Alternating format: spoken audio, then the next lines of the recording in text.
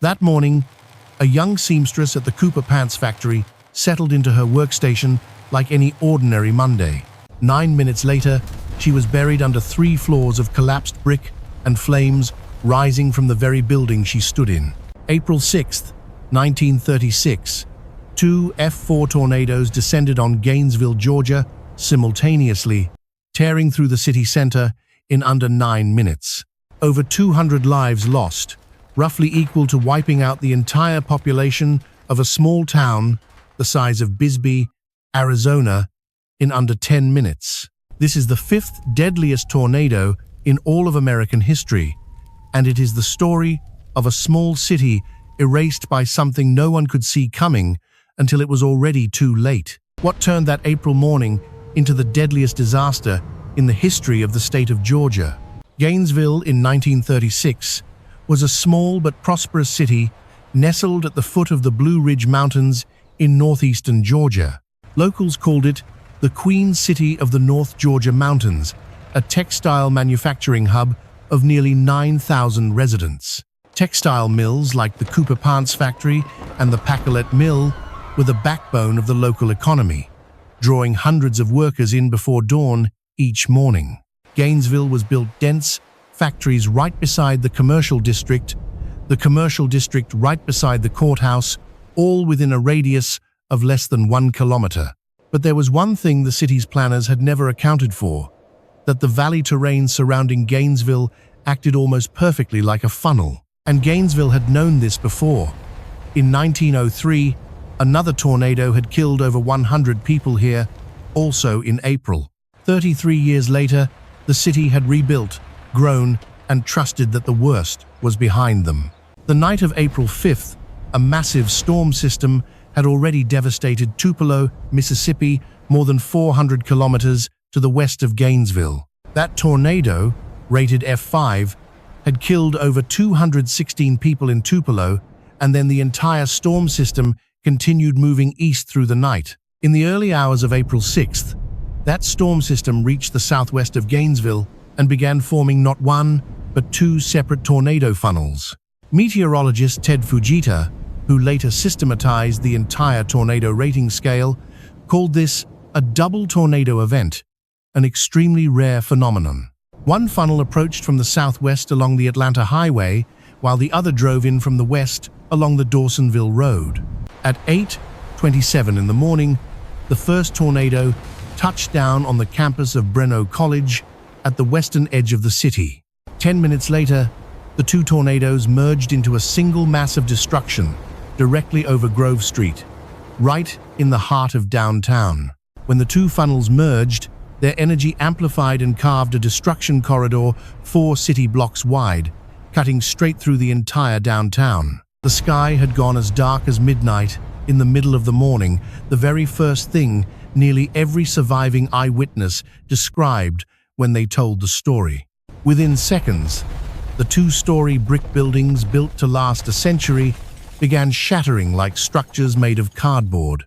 Rubble piled 3 meters high along the main streets, higher than the relief trucks that would arrive hours later. The Hall County Courthouse, the city's landmark, had its classical facade stripped clean and its roof thrown dozens of meters away. The First Methodist Church was torn apart from within, its stained glass windows and walls collapsing into the street outside. The Georgia Power Company substation lost all power, cutting off communication and light across the entire city at exactly the moment people needed it most. Try to imagine this differently. In under 9 minutes, Gainesville lost its courthouse, its largest church, its power plant, and its entire central business district. But of everything that happened that morning, nothing was more tragic than what unfolded at the Cooper Pants factory. When the tornado hit, 125 workers, most of them women and young girls, ran to the basement to shelter by the most natural instinct. That basement did not protect them, because within seconds of their descent, the tornado caused the entire building to collapse directly on top of them. And after that collapse, something worse happened. Fire erupted from the rubble, turning the basement into a trap with no way out. 70 people died inside a single building. the highest death toll ever recorded in one structure from a tornado in American history, a record that still stands today. Meanwhile, the entire city center was burning from multiple points simultaneously, and the Gainesville Fire Department could do nothing. The reason was simple and devastating. 3-meter rubble piles had blocked every street, and fire trucks could not reach where they needed to go. The final decision to control the fire was to use dynamite to blow up the remaining standing buildings around the public square to create a firebreak. Those explosions echoed across the city, and thousands sheltering in surrounding buildings had no way of knowing whether it was rescue or a new danger arriving. Across the city at the same time, survivors were digging barehanded through brick rubble, searching for their families. No electricity, no telephone, no working radio. The city of 9,000 was completely cut off from the outside world for the first several hours. And remember this, everything you just heard happened in 9 minutes. From the moment the first tornado touched down to the moment it was over. 750 homes were completely destroyed, and 254 others were so heavily damaged they were uninhabitable. 2,000 people lost their homes in a city of 9,000, meaning more than 1 in 5 residents of Gainesville slept outside that night. Debris from the city was blown so far that courthouse documents from Gainesville were found scattered across fields kilometers to the east. Within hours of the disaster, relief teams from Atlanta and nearby cities began converging on Gainesville, but no road into the city center remained passable. 2,000 relief workers took days to clear the millions of tons of debris from the central commercial district alone. On April 9th, 3 days after the disaster, President Franklin D. Roosevelt arrived in Gainesville by train and spoke from the platform, pledging to rebuild the entire city. Roosevelt mobilized New Deal agencies, including FERA and the WPA, making Gainesville one of the largest reconstruction projects of that era. But before we get to the rebuilding, let me tell you the thing most people don't know about this disaster, which is why the death toll was so high in a way nobody had anticipated. Gainesville was built primarily of unreinforced brick masonry, the common commercial architecture of the American South at the time, with absolutely no wind resistance standards. When F4 winds exceeding 320 kilometers per hour hit an unreinforced brick wall, the wall does not hold back the wind, the bricks become projectiles. Every destroyed structure did not simply collapse, but became a source launching thousands of brick fragments at rifle bullet velocity. This was not just a tornado destroying structures, this was a tornado converting those very structures into the deadliest secondary weapons. The second factor that made this disaster uniquely lethal was population density, because this tornado did not strike the suburbs, but hit directly into the busiest active city center. 8:30 Monday morning, the moment the factories had just opened, the shops had just started trading, and the central square was at its maximum population of the day.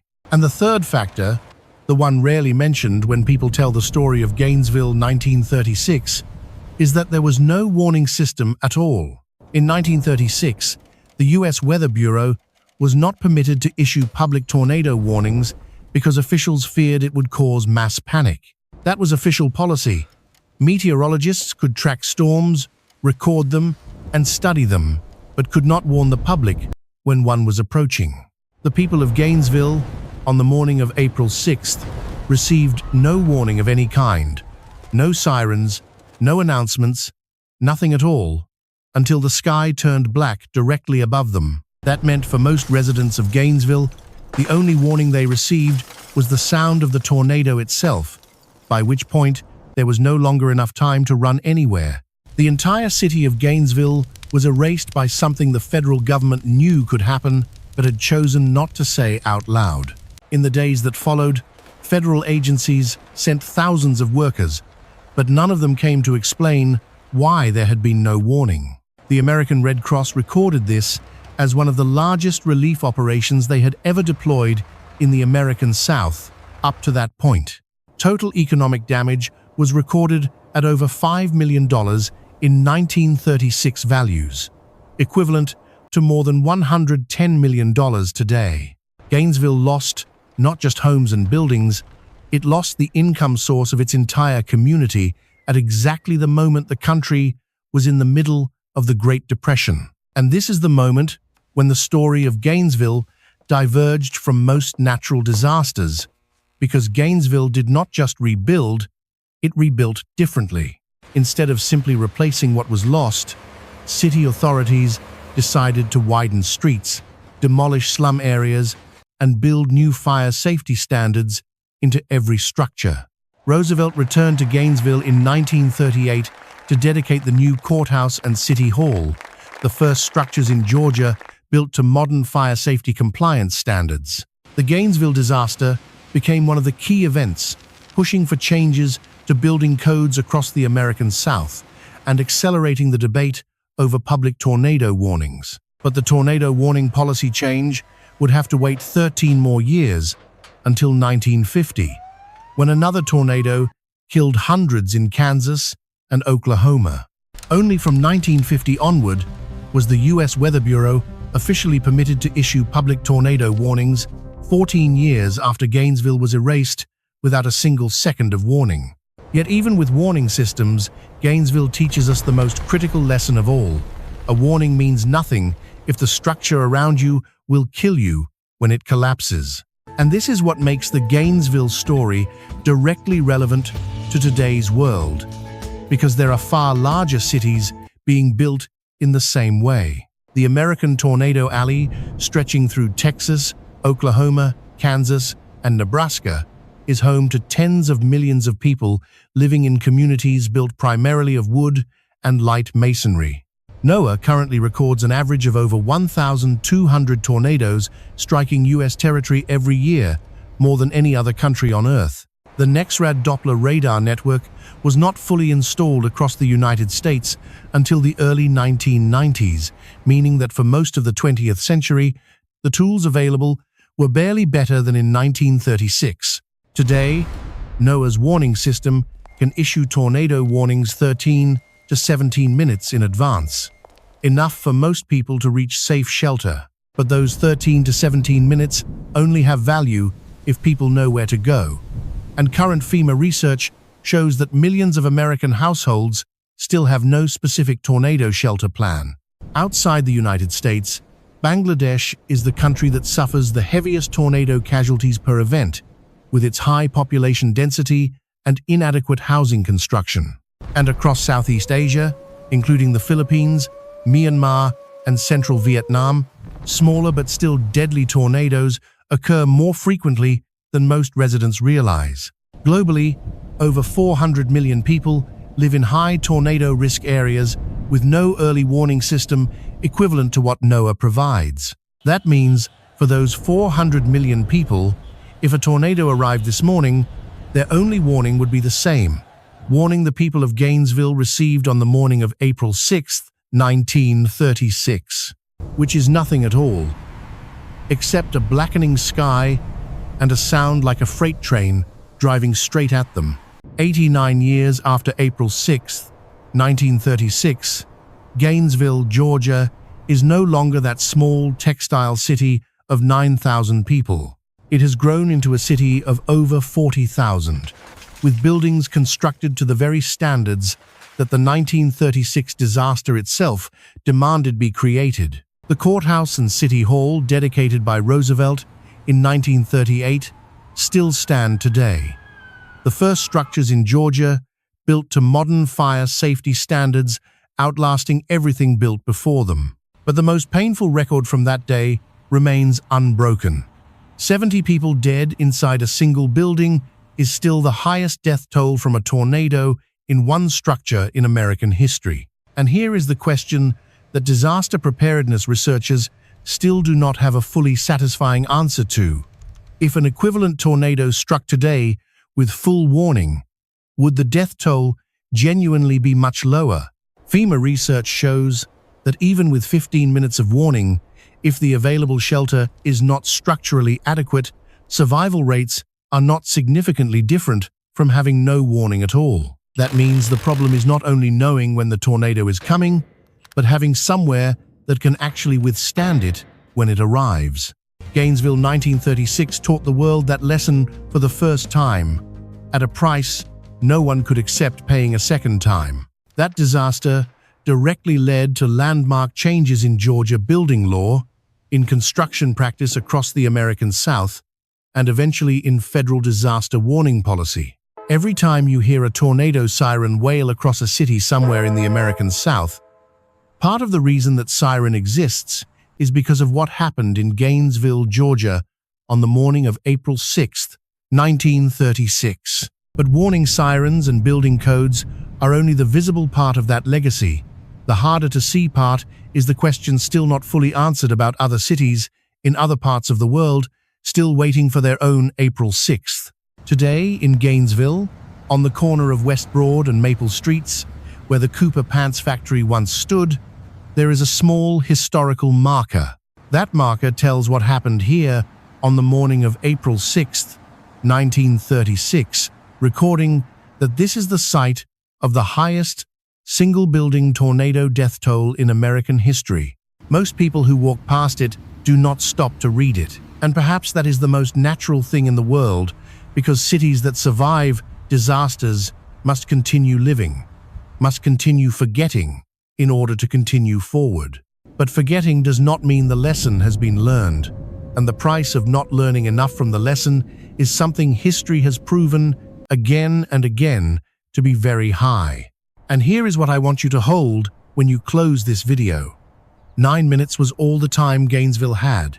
9 minutes from the moment the first tornado touched down to the moment it ended.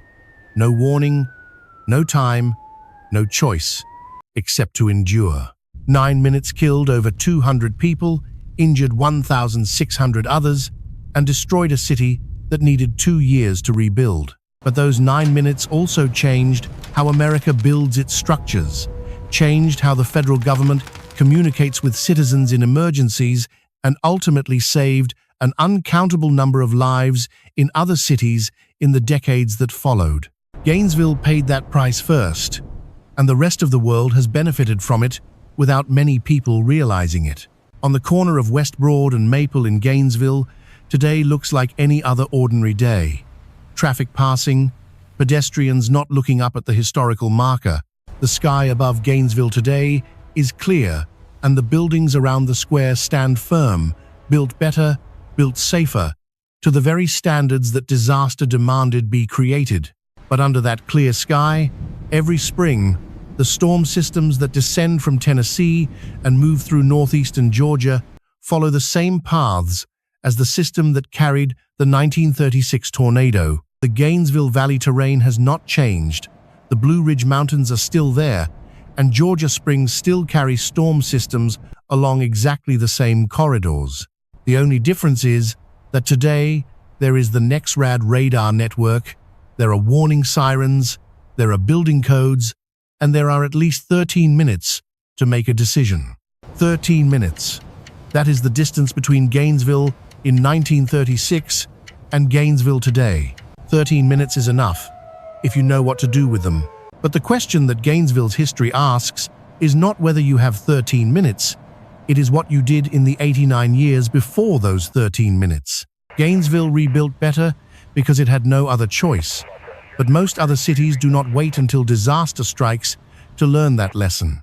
But many cities are still waiting, and while they wait, the spring storm systems are still forming somewhere over the high plains, as they have done every spring for millions of years.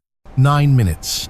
That is all the time 2 tornadoes needed to erase the center of Gainesville on the morning of April 6th, 1936. But the consequences of those 9 minutes are still shaping how cities build, how governments warn, and how millions of people sleep a little safer each spring storm night, and its question still has no final answer for all of us.